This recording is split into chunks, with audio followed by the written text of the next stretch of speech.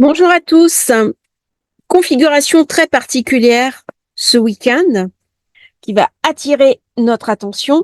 Vénus conjointe à Uranus pendant que le Soleil est quasi mis avec Jupiter. On se souvient, quasi mis, c'est dans le cœur du Soleil, au plus proche du Soleil, comme si quelque chose nous est montré, quelque chose nous est éclairé du monde. Vénus en Taureau, elle est dans son signe. Vénus-Uranus, eh bien, l'arrivée de Vénus vers Uranus explique aussi les splendides aurores boréales que nous avons eues tous ces derniers temps. Et il est possible, pendant toute la durée de cette conjonction Vénus-Uranus, eh bien, que nous ayons de nouveau le plaisir de ces aurores boréales qui sont liées à un bombardement solaire, à ces énormes tempêtes solaires qui arrivent sur la Terre, qui sont d'une intensité incroyable, qui viennent nous épuiser aussi à titre personnel. Il y a beaucoup de personnes qui sont fatiguées. J'ai eu plusieurs témoignages dans ce sens, des personnes qui sont littéralement épuisées. Et bien sûr, eh bien, il y a une mise en résonance de nous en tant qu'humains, en tant que terriens, par rapport au cosmos. Et c'est ce que Vénus est en train de nous raconter pendant que le Soleil reçoit Jupiter en son sein, période de chance, période énergétique, période puissante. Toutefois, nous avons au même moment au nœud nord. C'est une position qui est explosive. En plus, Mars est en son domaine, il est particulièrement puissant. On se souvient de ce qui s'est passé lorsqu'il était au nœud sud. Ça a été les événements et le commencement de la guerre en Israël. Eh bien là, Mars au nœud nord, c'est le renforcement du front russe en Ukraine avec beaucoup de guérilla urbaine, de la guerre qui s'amplifie, des territoires qui sont perdus, mais aussi les événements qui se passent en Nouvelle-Calédonie. J'ai reçu beaucoup de témoignages de personnes sur la chaîne qui sont sur place, sur le Caillou.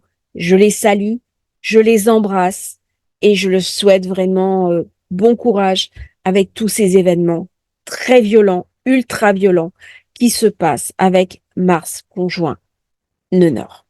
Mars conjoint nœud nord, c'est une position dont je me méfie.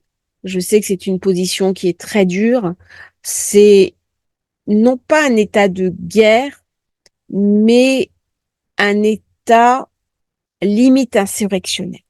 Voilà. Dans les cas les plus doux, dans les cas les plus obscurs, ben c'est ce qui se passe en ce moment dans le monde. Donc là, Mars, il est venu rajouter de l'huile sur le feu. Il est venu un peu pourrir l'ambiance. Euh, et dans ce ciel qui est très dur, eh bien, nous avons eu cet après-midi un accident d'hélicoptère avec le président iranien qui est porté disparu. Donc ça, c'est le thème de la République islamique quand elle a été proclamée, pardon, le 1er avril 79. C'est pas la proclamation de Khomeini. Hein. Chaque pays a plusieurs thèmes. Et c'est intéressant un peu de comparer en fonction des événements, de voir ce qui se passe. Et là, si je regarde bien la lune de l'Iran, eh bien, elle tombe exactement sur le quasi-mi Soleil, Jupiter, avec Vénus, Uranus qui est juste à côté. Et nous avons bien le Soleil de la République islamique qui tombe Mars, le nord, exactement ici. Et nous savons que la prochaine pleine lune tombe en Sagittaire. Et nous avons là un ascendant Sagittaire. Donc on comprend bien que à certains moments, des événements peuvent être regardés du côté astrologique. Alors ce Mars qui est assez dur par rapport à une très belle conjonction Soleil, Jupiter, Uranus et Vénus qui ramène beaucoup de chance, énormément de lumière, en plus dans un signe positif qui est le Taureau, beaucoup de puissance positive, eh bien on a l'impression de voir quelque part un espèce de contrebalancement entre l'ombre et la lumière. entre ce qu'il y a de plus beau dans l'humain et quelque chose qui est le plus abominable. Comme s'il y avait un combat qui se déroule devant nos yeux. Alors, je suis toujours vigilante en parlant du camp du bien, parce que je pense qu'il y a un camp du juste et parfois des comportements qui sont injustes. Mais il y a quand même dans ces configurations-là Mars, nœud nord, qui nous ouvre la porte d'être la pire version de nous-mêmes, ou alors cet immense amas qui nous invite au bien et à nous reconnecter sur Vénus, qui est la paix, qui est la réconciliation, qui est trouver un terrain d'entente. Alors, on est sur le dernier souffle du Taureau. On a l'impression que lorsque Jupiter va passer en Gémeaux, qu'il va y avoir Vénus, le Soleil, il va y avoir un aspect positif à Pluton, eh bien, il y a quelque chose de bénéfique qui va se mettre en route et qui va peut-être nous permettre d'espérer un retour à l'équilibre. Donc, le Soleil vit ses derniers instants dans le Taureau. Dans quelques jours, il passe dans le Gémeaux, Vénus, Jupiter qui l'accompagne, et l'entrée du Soleil dans le Gémeaux se fait royale. Le Gémeaux, c'est la communication, c'est aussi la légèreté, c'est l'échange, et ça va mettre complètement l'accent sur notre manière de communiquer les uns avec les autres, comment je vais pouvoir me faire entendre, comment je vais pouvoir me faire comprendre, aussi bien d'un point de vue personnel, vis-à-vis du groupe qui m'entoure, vis-à-vis de mon ou ma conjointe, vis-à-vis de mes proches, mais aussi d'une manière plus globale, vis-à-vis du monde qui est autour de moi. Comment faire porter ma voix, qui est peut-être celle de la raison et celle de la paix, par l'alliance Vénus-Jupiter, qui est une des alliances les plus chanceuses qui soit. Alors bien sûr, avec Uranus qui est connecté, il y a des choses qui arrivent brusquement. Accidents d'hélicoptère, déraillements de train, des événements soudains, des explosions soudaines.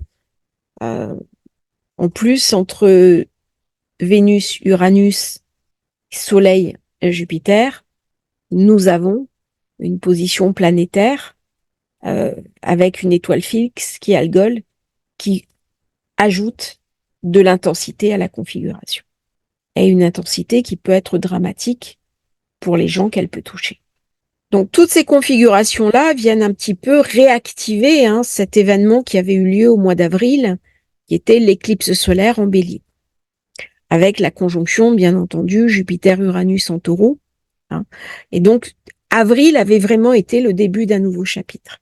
Il y avait quelque chose qui a été posé là et dont nous voyons un petit peu le scénario, le roman se dérouler depuis cette série d'éclipses qui, encore une fois, comme la dernière qui avait eu lieu en octobre, met à mal un petit peu la diplomatie internationale, les tensions et les conflits. Alors, au mois d'avril, on n'avait pas les bonnes configurations pour sortir par le haut. Là, j'ai envie de dire, il y a une espérance. Il y a quand même quelque chose dans cet amas, dans le Taureau, avec en plus Vénus, puisque c'est elle qui mène le jeu, qui mène la danse, ça lui ramène beaucoup de puissance. Il y a possibilité de trouver un contrepoids à ces énergies très guerrières qui, depuis que le nœud nord est entré en bélier, nous pourrissent la vie. Alors, soit directement, parce que nous sommes dans une zone de conflit, et je salue au passage mes amis, soit parce que indirectement, avec l'inflation, nous en subissons tous les conséquences. Et on voit autour de nous une espèce de guerre économique qui est en train de se dérouler, dont personne ne parle, avec un affaiblissement des économies, un affaiblissement de la croissance, des entreprises qui sont en grande difficulté, et nous voyons tous une situation qui s'enlise. Alors que là, il y a vraiment des énergies très puissantes qui arrivent, qui peuvent nous montrer une lumière, qui peuvent nous montrer une sortie. Et avec les énergies de Mars, eh bien, on est dans le côté aussi positif du défi. où j'ai envie d'avancer, j'ai envie de faire quelque chose de nouveau, j'ai envie d'être plus indépendant, j'ai envie de prendre des risques, d'avoir du courage, de faire face à des obstacles, à des défis. Il y a une énergie très combative, très compétitive, très audacieuse qui va nous permettre à chacun de nous d'avancer. Donc il y a quelque chose d'un soutien, il y a quelque chose d'un allant. Là, on n'est pas du tout passif, au contraire. On a été fatigué, et maintenant il y a quelque chose avec la pleine lune qui va venir se redynamiser, d'autant que les planètes passent dans le signe suivant. Donc, je vous invite à regarder dans votre thème où se situent un petit peu ces énergies, dans quelle maison il y a cette activation Mars nœud Nord, parce que là, vous allez avoir un regain d'énergie dans la maison de votre thème qui est activée. Regardez Vénus-Uranus, elle amène quelque chose de, entre guillemets, de révolutionnaire, d'un petit peu scandaleux, d'un petit peu transgressif au niveau du regard que l'on porte sur l'esthétique. Alors j'en ai parlé de l'Eurovision avec ce côté très transgressif qu'ont eu certains chanteurs avec une esthétique complètement décalée qui choque un petit peu les foules, euh, qui se veut très marqué sur l'engagement. Eh bien ça c'est typique de Vénus-Uranus. C'est un exemple, même si ça s'est passé il y a quelques jours, on était déjà dans l'anticipation des énergies Vénus-Uranus. Et là, c'est venu enfler. Dès qu'il y a Jupiter, Jupiter, il amène une inflation, il amène de l'abondance, il amène une révolution intérieure, c'est-à-dire j'ai envie de changer des choses dans ma vie, j'ai envie de changer, de casser des codes, j'ai envie de casser des barrières. Alors là, ce qui est incroyable, c'est que le Soleil est passé d'abord par Uranus, comme Vénus. Elle passe d'abord par Uranus, c'est-à-dire on a besoin de casser des vieux schémas, on a besoin de casser des vieux principes, des vieilles identifications, de se libérer pour après arriver à Jupiter. Et à Jupiter, je vais avoir une renaissance. C'est-à-dire que là où Jupiter est, il amène une forme d'espoir. Et là, j'ai la renaissance qui se fait au dernier degré du taureau, c'est-à-dire sur la dernière ligne droite, comme si quelque part, je n'avais pas le choix de faire autrement. Et quand Vénus et Jupiter vont se rejoindre la semaine prochaine, il y a quelque chose de plus large, quelque chose de florissant qui va émerger, quelque chose de très beau. Et alors, dans ce quasimi Soleil-Jupiter, il y a quelque chose d'archétypal, il y a quelque chose de grandiose, il y a quelque chose d'extraordinaire. C'est-à-dire, il y a quelque chose presque d'une canalisation solaire, euh, presque d'un appel, d'une révélation. Et ça, c'est une conjonction pour avoir la foi. C'est une conjonction pour, en plus, c'est la semaine du Wesak. C'est une conjonction absolument extraordinaire pour se relier sur la lumière. Là, on est dans de la générosité, on est dans de la joie, on est dans quelque chose qui est extraordinaire. Alors bien sûr, si je le vis mal, si je le vis sur un mode purement matérialiste, il peut y avoir un côté obscur. Il y a des tendances à l'arrogance, à l'égocentrisme, à l'inflation, à la grandeur. Il peut y avoir des angles morts au plan de l'éthique. Mais j'ai tendance à dire, alors, vous savez que je suis pas quelqu'un de euh, qui est tendance à adorer la pilule, si je puis m'exprimer ainsi. Je décode les astres, mais j'ai tendance à voir dans cet immense thélium quelque chose de profondément lumineux, de profondément connecté, de connecté sur les plus hautes lumières, euh, comme s'il y avait une intervention presque, c'est comme qui nous soit manifestée par ces aurores boréales que nous avons vues, mais au-delà de l'aurore boréale, comme s'il y avait un signe qui nous soit envoyé de garder la foi. Donc forcément, ce soleil Jupiter, c'est une renaissance. Ça va au niveau personnel déclencher des sortes de karma, des libérations d'énergie bloquées. Ça va déclencher un petit peu des karmas sur tous les dirigeants, les personnes qui sont sur le haut de l'affiche, hein, sur les pères, par exemple, ça va amener quelque chose d'une libération d'énergie, dans un sens ou dans l'autre. C'est-à-dire que soit il va y avoir beaucoup d'optimisme, de dynamisme, euh, comme si on avait une puissance, un souffle nouveau qui ne sache pas très bien d'où il vient, une forme d'exaltation, même si on est en crise. C'est-à-dire qu'au moment de l'épreuve, on peut se sentir submergé par une sorte de puissance qui nous pousse en avant. Et toutes les personnes qui ont vécu une très grosse épreuve euh, connaissent ce sentiment. Quand vous êtes en mer, que vous tapez dans le dur, vous ne vous posez pas la question de votre fatigue, vous êtes obligé d'assumer. Et à un moment donné, vous touchez du doigt une forme de transcendance.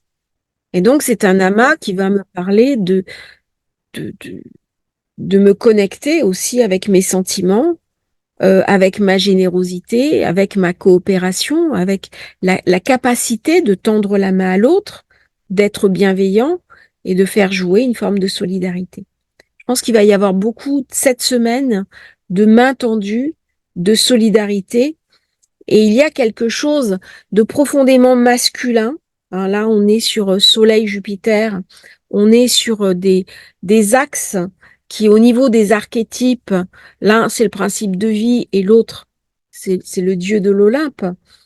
La capacité à travailler sur un archétype masculin, aussi bien si je suis une femme, travailler sur le masculin en moi, que si je suis un homme, eh bien, transformer quelque part un karma, même si j'aime pas trop ce mot, mais une compréhension de ma place d'homme en tant que masculin incarné, en tant que père, en tant qu'amant, en tant qu'époux, comment je vais me situer dans le monde d'aujourd'hui, dans ce que j'ai à faire vis-à-vis des autres, mais aussi vis-à-vis de moi-même. Et la question de la paternité, elle va être centrale dans les jours qui viennent. Et on voit d'ailleurs, il y a eu, il y a quelques jours, hein, l'idée de plus impliquer les pères dans l'éducation des enfants. Là, il va y avoir quelque chose de lumineux qui arrive. Euh, et là, c'est une invitation à penser à sa manière, hein, de se comporter. Est-ce que je suis dans les qualités de l'ombre, c'est-à-dire la fierté, l'égoïsme, l'importance de soi, l'attitude très égocentrique, pleine de soi-même, où on va conseiller aux autres des comportements irréalistes, hein, peu pratiques, qui vont toucher à l'extravagance, à une forme d'auto-indulgence. Est-ce qu'on va faire preuve vis-à-vis de soi d'une forme d'auto-indulgence, comme Jupiter sait très bien le faire, hein, euh, ou alors est-ce que je vais adopter le mythe du héros? Et avec Soleil-Jupiter, c'est exactement ça. C'est-à-dire là, on est dans les arts, on est dans quelque chose de glorieux, on est quelque chose dans l'archétype du héros qui va sauver le monde, du de l'acte généreux. Et il y a quelque chose dans cette alliance des deux qui est absolument magnifique. Parce que Jupiter, là, à la fin, sur le dernier degré, il est en train de mourir. D'ailleurs, il y a une partie de lui, de ses résidus, qui reste en arrière et doit changer de peau. Qu'est-ce qu'il doit laisser en arrière? Eh bien, c'est ce qu'on appelle le vieil homme. Le vieil homme, c'est les croissances individuelles. Bon, ça, c'est un concept christique, hein, qu'on trouve dans les évangiles, euh, pour renaître dans le royaume. Le royaume, c'est une forme de libération. C'est ce que d'autres guides spirituels, notamment en Inde, nomment la parfaite conscience de la béatitude. En Chine, Lao Tse disait le Tao. En fait, il s'agit de la même chose, c'est-à-dire une voie spirituelle, alors qu'on retrouve aussi bien chez Jésus, Lao Tse, le Bouddha, Krishna, euh, une conscience avec une clé de code. Alors, bien entendu, il ne s'agit pas de mort réelle, il ne s'agit pas de suicide, hein. C'est mettre fin au soi de l'illusion, c'est-à-dire travailler à une forme de détachement. Le détachement, c'est accepter d'être pendu dans le vide, accroché à une saillie du rocher, et vous dire, vous lâchez prise. Ah, mais je vais tomber. Non, tu lâches.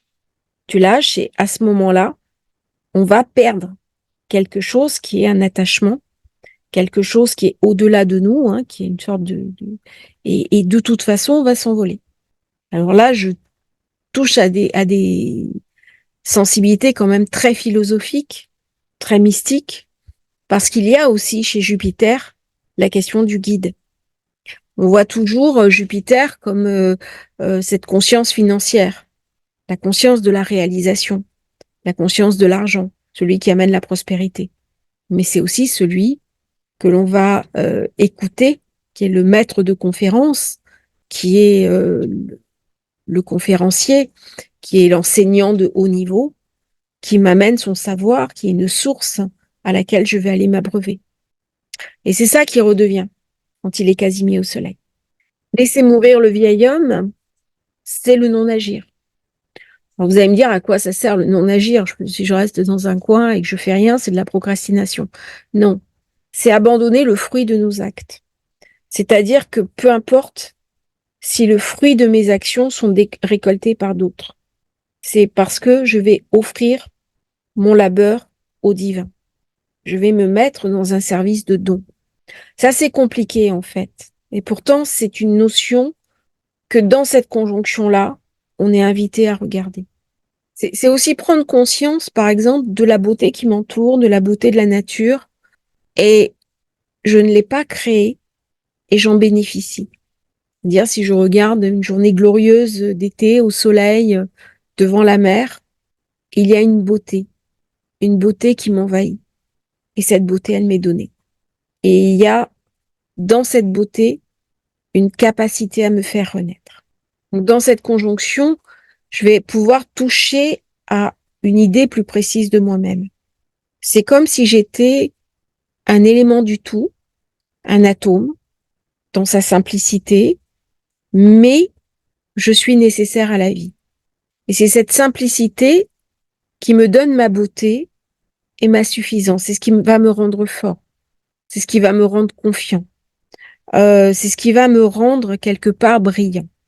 C'est-à-dire, c'est lorsque j'ai vraiment la pleine conscience de qui je suis, de ce qui est à l'intérieur de moi, que ce que je ressens en moi est vivant, que à ce moment-là, je peux complètement rayonner Jupiter, le Soleil, Vénus et même Uranus. Donc chaque fois que le Soleil et Jupiter peuvent se rejoindre, il y a une énergie vitale qui est infusée par Jupiter. C'est une espèce de pont. Il y a une espèce de cohérence qui recommence. Il y a une réinitialisation. Et ça, c'est magnifique. C'est-à-dire que dans l'année, il y a des moments où je peux faire le point, où j'ai des passages qui sont absolument superbes et je peux me connecter à ces instants et en faire des moments de pure béatitude. Alors, avec Uranus-Vénus, il y a un besoin de connexion. Il y a un besoin de connexion à l'autre. Il y a un besoin de reconnexion au groupe. Il y a un besoin aussi de sortir d'une certaine solitude, d'un certain isolement. J'ai besoin d'aller vers les autres et de m'inclure en partenariat dans quelque chose qui est plus grand que moi. Alors, dans ce temps, je peux avoir envie de me reconnecter, de prendre un instant pour toucher du doigt ce qui est essentiel. Il y a une connexion à réactiver. Alors, malheureusement, Uranus en taureau, en plus en arrivant sur les derniers degrés, eh ben, il a fait des dégâts au niveau des couples. Il y a beaucoup de ruptures. Beaucoup de gens qui ont peur pour leur couple. Beaucoup de personnes qui ont rompu leur relation ou qui sont en train de les rompre. Uranus en taureau, il a brisé des relations. C'est vraiment un désastre. C'est assez dur. Il a surtout brisé des relations où il n'y a pas de liberté, où il n'y a pas de créativité, où on se sent prisonnier de l'autre. Et là, il va m'amener un besoin de me désidentifier à l'autre. Il va me donner une envie de m'autonomiser. Et là, ça va être un moment de conciliation où je vais pouvoir parler, je vais pouvoir échanger, Même si au final, on n'arrive pas à reprendre le cours d'une histoire, eh bien, pendant un temps, on va quand même pouvoir tisser quelque chose qui est de l'ordre du lien. Alors, Vénus-Uranus, c'est vraiment une émancipation créative, libératrice. Il y a une énergie sur la créativité, sur les relations amoureuses, le besoin de liberté aussi sexuelle. Il y a quelque chose d'une émancipation. Et c'est ce qu'on a vu vraiment, ce besoin de se libérer des carcans. De se libérer aussi des schémas préétablis. Alors pour moi, ces configurations, elles sont transcendantales. C'est-à-dire, elles sont au-delà de l'individu. Bien sûr, elles vont me toucher à titre personnel, si j'accepte de m'y relier. En fonction du thème personnel, il y aura telle ou telle position qui vont être activées. Mais il y a quelque chose qui demande à changer. Quelque chose d'un basculement profond de mon être vers quelque chose de plus jeune. Alors quand je dis de plus jeune, c'est au niveau mental. C'est pas de faire une crise de jeunisme, hein. On est dans le Gémeaux, c'est-à-dire de ma capacité à me reconnecter avec mon enfant intérieur, avec une joie profonde que j'ai en moi, quels que soient les événements de ma vie, quels que soient les drames que j'ai traversés, quelles que soient les épreuves de mon chemin. C'est-à-dire, c'est ma capacité à remettre de la vie dans mes intériorités, même si j'ai traversé l'enfer. Et ça, c'est ce que le Gémeaux m'apporte. C'est pour ça que je parlais d'un renouveau, d'une jeunesse, parce que c'est un petit peu le propre de la jeunesse qui n'est pas encore imprégnée des souffrances du chemin. Tout au moins pour la majorité des personnes. Il y a des personnes qui, malgré leur jeunesse, ont eu des épreuves très dures. C'est de plus en plus le cas. Avant, il y avait quand même une tranche d'âge qui était épargnée, au moins d'un point de vue de la santé. C'est beaucoup moins vrai à l'heure actuelle, avec certains troubles qui malheureusement viennent toucher aussi les jeunes. Mais dans ces configurations-là, c'est une compétence, une invitation à toucher du doigt une forme de joie qui est présente en nous, quel que soit un petit peu ce qui peut nous arriver, quels que soient aussi les événements autour de nous. Et ça, c'est une forme de sagesse. C'est une forme de compassion, et c'est une forme de lâcher prise. Et ça vient complètement illustrer ce qui s'est passé là, ces configurations planétaires. Je vous remercie d'avoir suivi cette vidéo. J'espère qu'elle vous aura intéressé. N'hésitez pas à liker, à vous abonner à la chaîne. Et si vous souhaitez commander votre thème de naissance, votre révolution solaire, eh bien, vous avez le lien dans la description. À bientôt pour un nouveau partage sur Astrologie Facile.